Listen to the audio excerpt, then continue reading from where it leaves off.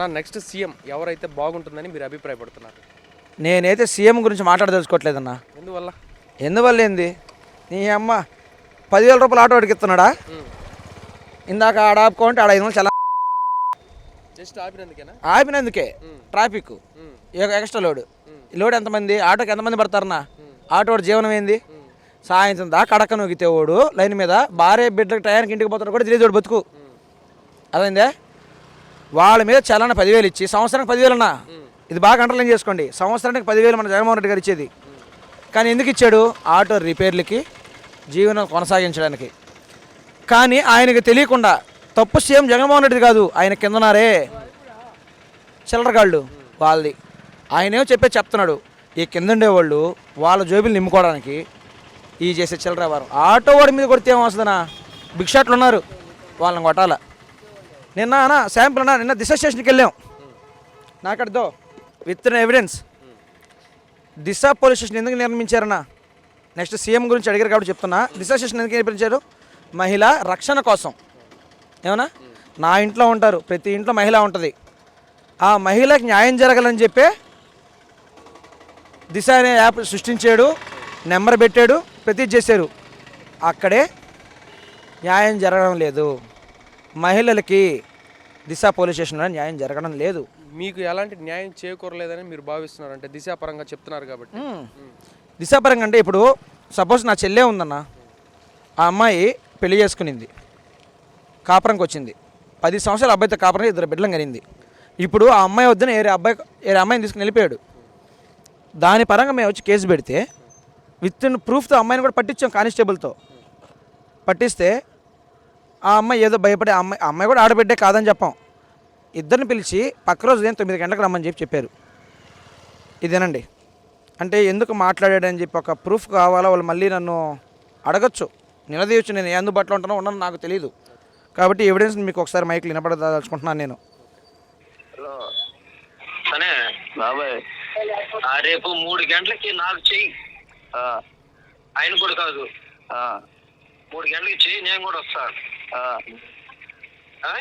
అట్నే బాబాయ్, అసలు ఆయన కలుసుకొని స్టేషన్లోకి పోతాం. అసలు ఆయన మన పక్క ఉంటాడా బాబాయ్? అసలు ఆయన మనకు న్యాయం చేస్తాడా? మొదటి నుంచి ఇప్పుడు అతను ఉంటేనే ఇప్పుడు దాకా నేను కూడా ఇక్కడ ఉండేది. మళ్ళా కదా ఏం కాదంటున్నాడు కదా. మాట్లాడి వాళ్ళు లేనప్పుడు మాట్లాడి పంపించేస్తాము కదా, డబ్బు పని కదా అని అంటున్నాడు. కాదులే, మళ్ళీ వాళ్ళంతా పోలీసు వాళ్ళు ఒకటే కదా, మళ్ళీ ఆడ పోయి ప్లేట్ తిప్పేసి సిఏ సరే చెప్పాడు. ఇది తెగే ఎవరం కాదు, అవి దేనికి ఆశపడుతుంది, మొగుడుతో ఉండే దానికి కాదు, అవన్నీ సారే చెప్పాడు. అవన్నీ చెప్పే కదా నన్ను నన్ను పంపించింది. సార్ 3 గంటలకి నువ్వు ఎక్కడున్నా నాకు ఫోన్ కొట్టు, నేను వస్తా. ఆడికి నెల్లూరుకి వచ్చేస్తా. ఈ రోజు రేపు ఈ రోజు కాదు. అట్నే బాబాయ్, ఈ రోజు సెలవు అంట, రేపు. అట్నే బాబాయ్, అక్క కదా మరి ఉంటాడు కదా ఆయన. ఉంటాడు అన్నే కదా చెప్తలేదా. ఇప్పుడు ఆయన లీవ్ లో ఉన్నాడు, మన కోసం వస్తున్నాడు. ఆ చేసి ఏరు వాళ్ళు హ్యాండ్ ఓవర్ చేసుకున్నారు. ఈయన ముందు చెప్పుకున్నాడు కాబట్టి మీకోసంగా నేను వస్తున్నాను అని చెప్పాడు. ఇప్పుడు అట్నే బాబాయ్, ఇంకా చాలా వీడియో ఉంది, అంటే చాలా రికార్డింగ్ ఉందన్న. దా పైన ఆ కానిస్టేబుల్ మాట్లాడిన మాటలు కూడా రికార్డ్ చేసాము. ఇదండి ఎవిడెన్స్ ఉంది, అది మెయిన్ది, అది వినపడించకూడదు. మమ్మల్ని పట్టుకొని నిలదీసిన పొద్దు మేము ఇది మనకాడ కూడా మీడియా మిత్రుల నెంబర్లు ఉన్నాయి, కానీ మన అందుబాటులో మీ నెంబర్లు మా కాడ లేవు కాబట్టి మేము మా దగ్గర వాళ్ళని పిలుచుకొని చెప్పడం జరిగింది. ఈరోజు స్టేషన్కి పోకుండానే మా ప్రాబ్లం మేమే సాల్వ్ చేసుకున్నాం. స్టేషన్ మెట్లు ఎక్కి కూడా మా ప్రాబ్లం మేమే సాల్వ్ చేసుకున్నాం, ఒక ఆడబిడ్డ సమస్యని. కానీ ఈ ప్రభుత్వం ఎటువంటి న్యాయం చేకూర్చలేదని భావిస్తున్నారు. చేకూర్చాలని జగన్మోహన్ రెడ్డి గారు ఈ పథకం పెట్టారన్నా, కానీ పోలీస్ స్టేషన్లో ఎటువంటి న్యాయం చేకూరలేదంటే వాళ్ళ పరంగా డిఎస్పీ మేడం ఇమ్మీడియట్గా ఛార్జ్ తీసుకోమన్నారు. దానికి ముందు 3 రోజుల నుంచి రేపు ఎల్లుండని చెప్పి తిప్పారు. 2 సార్లు తిప్పారు కదా. తిప్పిన దానికి ఒక కానిస్టేబుల్ని పంపించారు. ఆ కానిస్టేబుల్ లైవ్లో విక్టిమ్స్ పారిపోతుంటే మేము పట్టుకుంటే కూడా ఉండండి నేను వచ్చాను కదా అన్నాడు లైవ్లో. ఇదే కెమెరా తీసుకొని రండి, ఇప్పుడు వాళ్ళిద్దరు కాపురం వాడు నిలబెట్టి వచ్చాము మేము. ఇప్పుడు ఇంకో అమ్మాయి తెలియడని చెప్పాం కదా, ఆ అమ్మాయి వచ్చి వీళ్ళిద్దరిని ఇద్దరు క్షమాపణలో తప్పు ఒప్పుకొని వాళ్ళ అమ్మ నాన్నతో అమ్మాయి వెళ్ళిపోయింది. మా న్యాయం మేం చేసుకునేటవనైతే ఈ దిశ స్టేషన్ దేనికి? ఇంకా ఇప్పుడు ఆటో వాళ్ళకి 10,000 వేసాడు, ఆ ఏడం దేనికనా? అమ్మ ఒడి, ఆ ఒడి ఈ ఒడి అన్నీ ఇచ్చారు అన్న. నాకు ఇప్పుడు నిజం చెప్తున్నా, నాకు కూడి పెట్టిన జగన్మోహన్ రెడ్డి గారే. ఏ ప్రభుత్వం కూడా నాకు కూడి పెట్టల. నాకు కూడి పెట్టిన జగన్మోహన్ రెడ్డి గారు, నేను కాదని చెప్పను. ఆయన ఉప్పు తిని ఆయన ద్రోహం చెప్పను. ఆయనది తప్పు కాదు, ఆయనకి ఇక్కడ జరిగేటి ఆయనకి తెలియడంలే. పక్కా చెప్తున్నాం.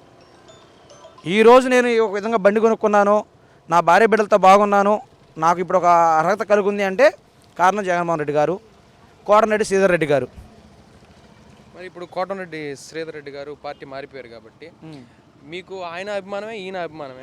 మొత్తానికి ఈ లోకల్ పొలిటీషియన్స్ పరంగా మీరు చూసుకున్నట్లయితే నెక్స్ట్ ఎవరు వస్తే బాగుంటుంది అని అనుకుంటున్నారు ఇక్కడ లోకల్ అభ్యర్థి? డైరెక్ట్గా శ్రీధర్ అన్న ఇండిపెండెంట్గా నిలబడ్డా కానీ గెలిపించే సత్తా మా యువతకు ఉంది, ఆడవాళ్లకు ఉంది. ఆయన ప్రజల పక్షం నిలబడే నాయకుడు కోటరెడ్డి శ్రీధర్ రెడ్డి గారు. ఆయన హయాంలోనే ఆయన జగన్మోహన్ రెడ్డితో కలిసి ఉన్నప్పుడే నాకు ఉద్యోగం ఇప్పించారు. వాళ్ళు పెట్టిన కూడా ఈ రోజుకి నేను తింటున్నాను. కాబట్టి నేను పై పరంగా ఎత్తుకుంటే జగన్మోహన్ రెడ్డి గారికి, లోకల్ పరంగా ఎత్తుకుంటే కోటరెడ్డి శ్రీధర్ రెడ్డి గారికి మా ఇంటి తరపున మేము చేస్తాం.